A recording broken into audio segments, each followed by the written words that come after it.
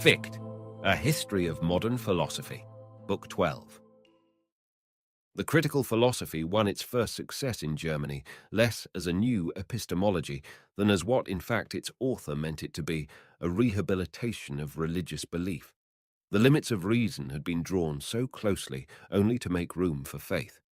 But the current of rationalism was running too strongly to be so summarily stopped, and so with Kant's successors, faith is altogether abandoned, while the claims of reason are pushed relentlessly through.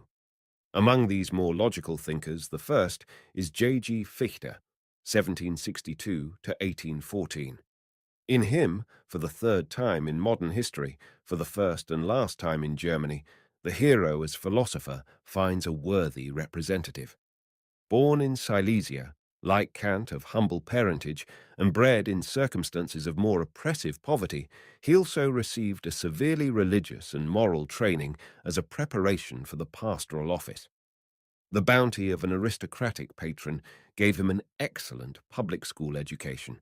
But as a university student, first at Jena and then at Leipzig, he had to earn a scanty living by private tuition, finally abandoning his destined career to accept a post in a Swiss family at Zurich. There, as the result of an attachment in which the love was nearly all on the lady's side, he became engaged to a niece of the poet Klopstock, and after a long delay, caused by money difficulties, was enabled to marry her. In the meantime, he had become a convert to Kant's philosophy, winning the admiration of Theold, master himself, by a critique of all revelation, written in 4 weeks. Published anonymously by an oversight, it was generally attributed to Kant himself, and, on Therial authorship becoming known, won for Fichte an extraordinary professorate of philosophy at Jena, where his success as a lecturer and writer gave him for a time the leadership in German speculation, 1794 to 1799. An untoward incident brought this stage of his career to an end. Writing in a philosophical review, he defined God as the moral order of the universe. Dr. Temple long afterwards used much the same phrase when Bishop of Exeter, finding it, presumably, compatible with official theism, but such was not the impression created in Saxony. A cry of atheism arose, much to the disgust of Fichte, whose position would have been better described as pantheistic. But what incensed him most was the suspicion of an attempt to interfere with the liberty of academic teaching. With his usual impetuosity, he talked about resigning his chair, with a hint that others would follow his example, were the authorities at Weimar to permit such an outrage. Goethe, who was then minister, observed that no government could allow itself to be threatened, and Fichte was at once relieved of his post.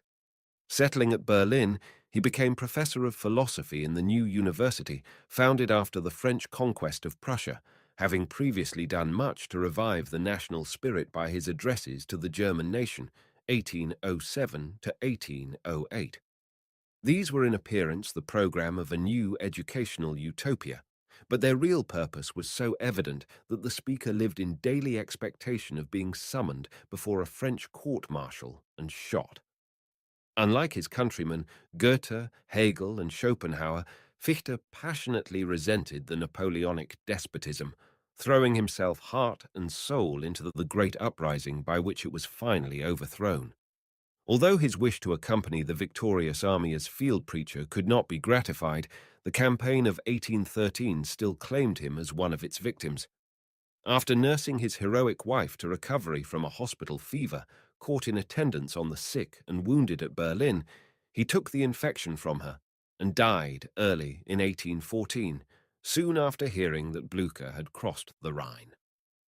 G.H. Lewis, in a well-known story, has made himself and his readers merry over a German savant who undertakes to evolve the idea of a camel out of the depths of his moral consciousness. The phrase is commonly quoted as inner consciousness, but this takes away its whole point. For the original satirist, who I think was not Lewis but Heine, had in view the philosophy of Fichte. It need hardly be said that German savants are as careful observers and diligent collectors of facts as any others, and Fichte in particular trusted solely to experience for the knowledge of natural phenomena. But even as regards his general philosophy, the place it gives to morality has been misconceived even by his closest students.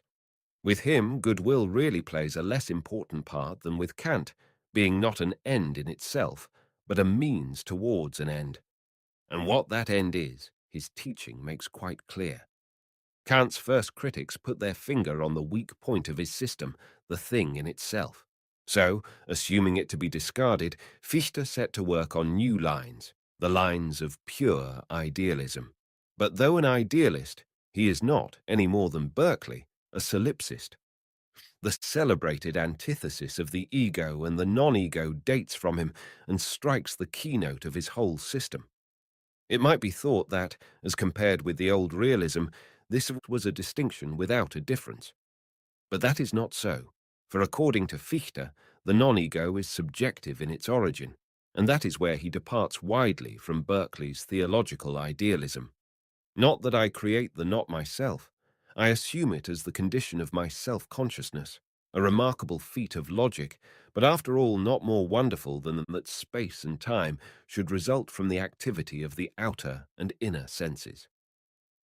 This figment of my imagination is anyhow solid enough to beget a new feeling of resistance and recoil, throwing the self back on itself, and bringing with it the interpretation of that external impact by the category of causation, of its own activity as substance, and of the whole deal between the ego and the non-ego as interaction or reciprocity.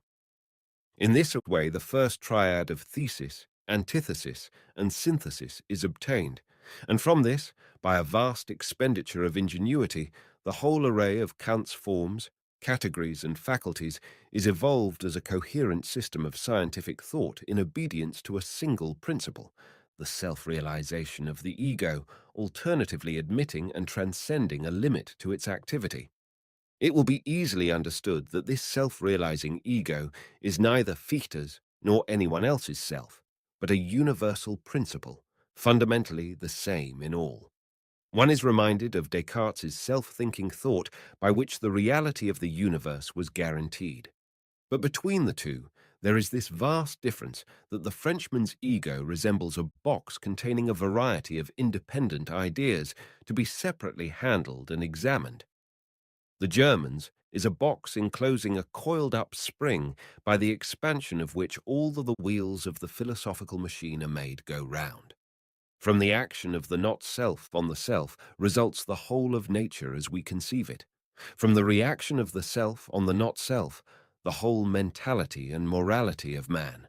Morality being understood to include the domestic, social, political, educational, and industrial organization of life. The final cause, the impelling ideal of existence, is the self-realization of the ego, the entire absorption into its personal energy of the non-ego, of nature, to be effected by perfect knowledge of how the physical universe is constituted, issuing in perfect subjugation of its forces to the human will. But such a realization of the absolute ego would mean its annihilation. For, as we have seen, the antithesis between objective and subjective is the very condition of consciousness, that without which it could neither begin nor continue to exist. Therefore the process must go on forever, and this necessity guarantees the eternal duration of the human race, not, as Kant had dreamed, of the individual soul, since for Fichte the categorical imperative demands a consummation widely different from that combination of virtue with happiness which had satisfied his master.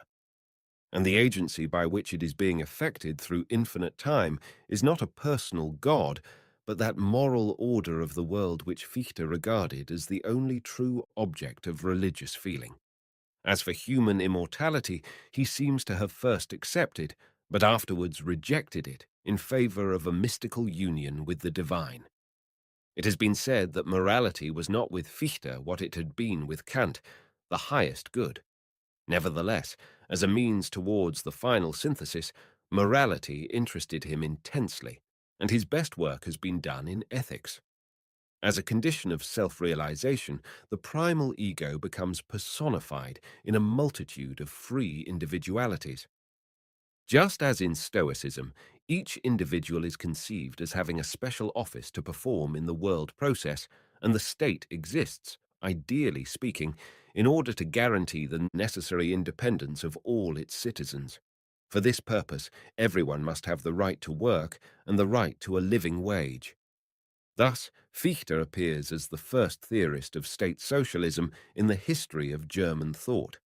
Probably the example of the Greek Stoics with their communistic utopias acting on a kindred spirit rather than any prophetic vision of the coming century is to be credited for this remarkable anticipation.